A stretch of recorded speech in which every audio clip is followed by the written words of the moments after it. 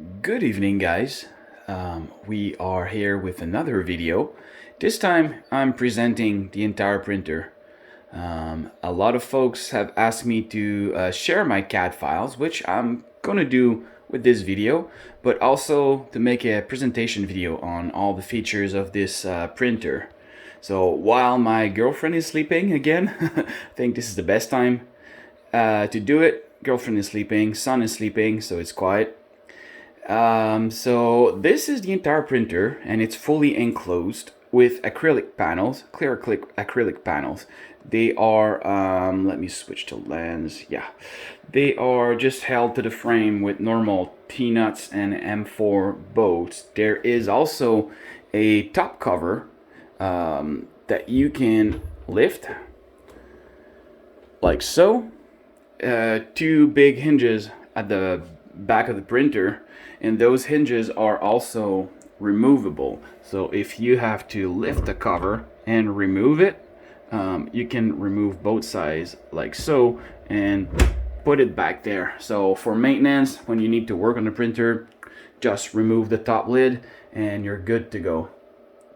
Also two front doors, acrylic as well, with two latches, four latches. They open like so.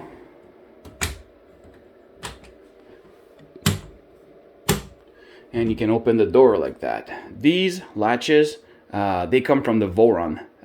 Thanks to those designer there, or that designer. He's made a pretty good job. They're super easy to use, super easy to assemble, and they do the job pretty well. These are custom hinges that I've designed, and super simple design as well. You can remove the front door by removing these two M3 bolts, and then you can remove the entire panel, put it aside, and keep working on the printer. Same thing with the other door. So that is for the enclosure. There's also two aluminum panels, one at the bottom, one at the back. It's easier to mount stuff at the back. As you can see, all these bolts and nuts. The enclosure also has this little fan right there. This is to circulate the air inside the enclosure. Let me use this wide angle. Yeah.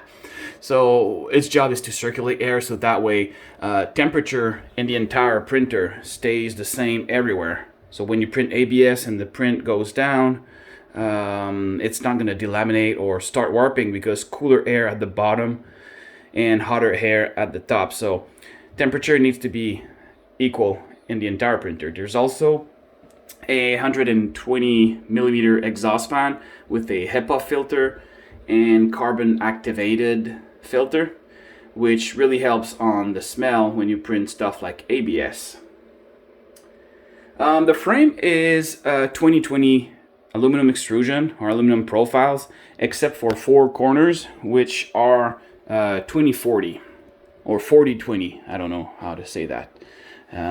This is the frame that came from the Tronxy X5S. In fact, this printer, some folks have noticed, it's the X5S printer that have been teared down, and the frame was kept and the bed assembly was kept, but everything else has been designed and reassembled to make this VzBoT. By the way, sorry, that VzBoT name is probably a crappy name. I was not expecting that much reaction on the web when I publicly decided to show some videos of what it can do. So that name was for me only, but now that it's public, I'm stuck with that name, but who cares? That's just a name. So back to the printer. The gantry, it's using MGM 12 for the y-axis on both sides, MGM 9 on the x-axis. I also have a version if you want to put MGM 12 on there. Simple, really simple design. There's nothing complicated about it. It's not fancy looking like the Voron can be. The Voron is just really sexy printer. Pretty amazing printer, gorgeous. But I was more focused on speed on this one. So, and also maintenance when you have to work on the printer is super easy. Simple carriage on the Y, simple pulley mounts. Everything is super easy to design, to print, to assemble. Same thing on both sides. I've also replaced that aluminum profile with a square tube carbon fiber to save weight. You can still use a 2020 profile there. It's going to fit there, no problem. It's really up to you. If you want to build this printer, you can use this. The print carriage is, at the beginning, I was using my own design for that print carriage. But I found the Eva that was a lot similar, and I'm going to show you that later. It was a lot similar to my design. In fact, it's placed exactly the same. Even the fan duct looked the same, and the way that the rear fan is mounted. It's a 15 blower fan at the bottom, at the rear, sorry, 2510 in the front. And yeah, that's the Eva carriage there. So belts are Gates 6 millimeters. Motor mounts, again, super easy, super simple. So it's not a super exotic printer, but it does a job. It's super lightweight and it can go fast because it's lightweight. As for the Z, I'm currently running smooth rods, 10 millimeter smooth rods on both sides, and it's a 8 millimeter lead screw with 8 millimeter lead and 2 millimeter pitch. It's a 4 starts. You could go with 1 starts if you want to increase the steps per millimeter. Other than that, this is running on a 60 millimeter motor for the Z. And I know I had a comment about the way that the belt wraps around the gear, but someone mentioned it's not enough contact surface. But I like it like that, and the reason why is if there's an issue with the, let me switch to wide angle. Yeah, if there is an issue with the stop switch, the Z stop switch right there, when the bed goes up, that powerful motor, if that switch doesn't trigger, it's gonna go up, go up, go up, and at some point it's gonna break something. It has enough power to break something. But with the way that the belt is wrapping around the gear, that is where it's gonna slip, and that's kind of a protection to protect the rest of the mechanic. So I like it like that. It's gripping enough. I've never had any of tooth that were skipped or things like that. So I'm gonna keep it like that. So that is it for the Z. Well, we can also mention that it is running what we call Oldham couplers, and you can see them right here, and their job is to decouple the lead screw from the rest of the bed assembly so they can move in any direction, and that's removing any Z wobble. If your lead screw is not perfectly straight, or if you have misalignment or anything like that, this is going to correct that, so it moves freely, and it's decoupled from the bed assembly, so that way the movement is not transmitted to the bed and you're not going to have any Z wobble with that. The bed is 310 by 310 PEI flexible steel plate, magnetic, but the print bed itself is aluminum, and that's the one from the Tronxy X5S. It's 330 by 330, and it has a glass plate on it to have a smooth surface. And I've also added stability here on both sides. I call them stability wheels. The frame of the bed is super steady with that. So for dimensions, they are the smooth rods are 480 millimeters, and the lead screw is 500 millimeters. And the bed is running at 24 volts, which means it has a heating power of 480 watts on 24 volts. So that is it for the bed. Now the print head, I know we've said it's running the EVA carriage, but what makes it special is that it's running the extruder.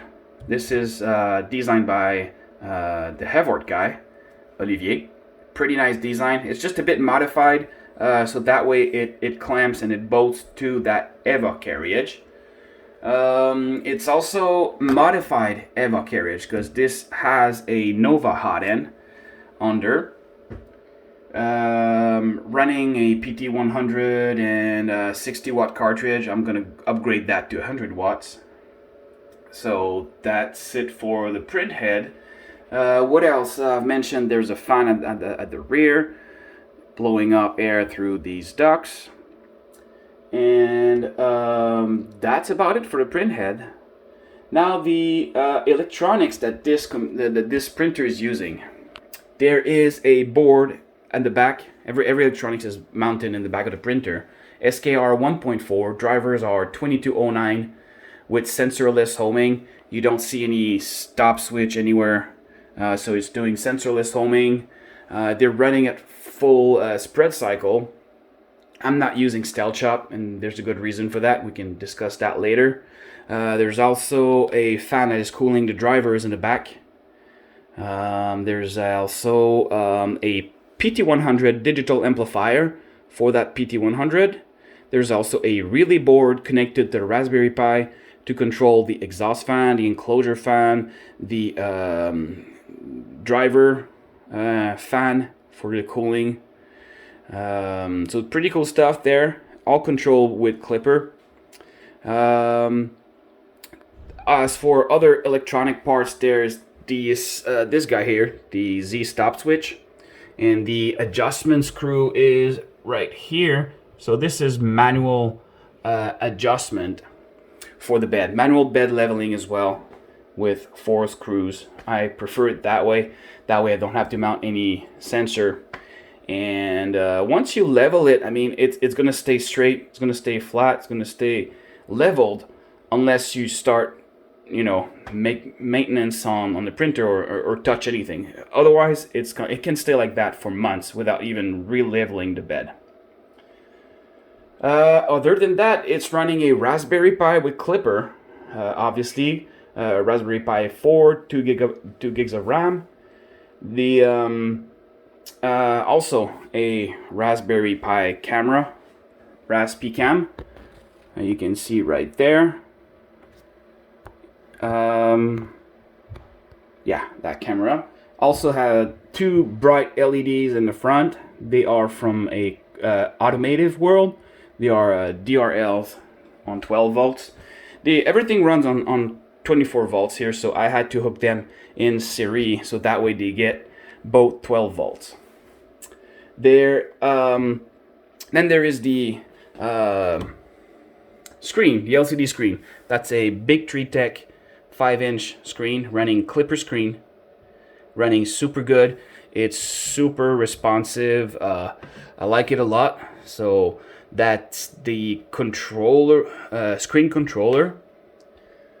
What else for electronics? We have 2 MOSFETs, one for the hot end, one for the bed. Soon the bed will be on 120 volts AC, silicon pad, because I need more heating power. There is another, this is the accelerometer used for Clipper, for the resonance tuning. Input shaper, really needed if you go high speed. And the motors in the back on X and Y, this is the Core XY motors. They are E3D high torque 0.9 degree, really awesome motors. I've done a lot of testing with lots of motors recently, and these are the one that performs the best. I still have another pair of 60 millimeter LDO 0.9 to test, and we'll see if they can beat those E3D. But up until now, those E3D, they can reach up 50k acceleration. I've stopped my testing at 600 millimeters per second, so they perform super good. Running at 1 amp only is enough. This little guy runs, this is an LDO 14. It runs at 0.35 amp. The 60 millimeter on the Z is a 1.8 degree. It runs at 1 amp as well. Has 6.5 kilograms of holding torque. So another thing that is coming to this printer is I'm gonna add some more cooling. 2 big fans at the bottom of the printer blowing air onto the print parts. I'm gonna copy the idea from the VzBoT and Olivier calls that the HVAC system. Pretty effective. Go look it up. It's really nice. It's going to be a little different on this printer, obviously, because I'm going to adapt it to fit the shape of this printer. What else to say about this printer? Super simple.